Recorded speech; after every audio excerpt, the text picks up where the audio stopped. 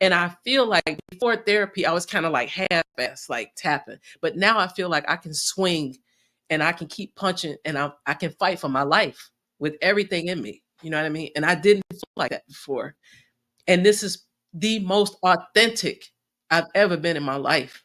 And it's a shame that it took this long to feel like that. But man, it is a feeling that I cannot, there are no words. I don't believe that I'll ever fully be healed. It's like the loss that I feel when it comes to like my mother, my grandmother, those type of significant losses in my life. I don't think I'll ever fully recover from that, right? You just learn to maneuver through your life in a new way, right?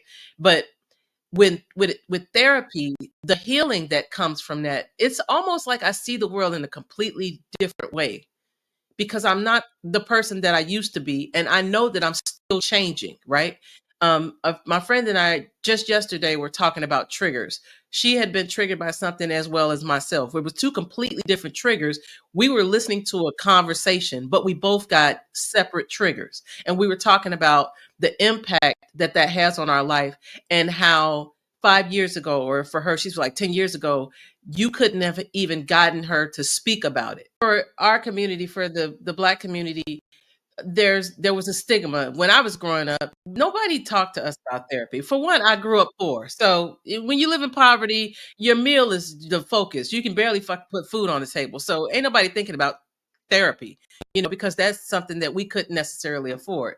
It's almost the same as like well, I'm not going to talk about that, but that is the issue, right? The stigma of that.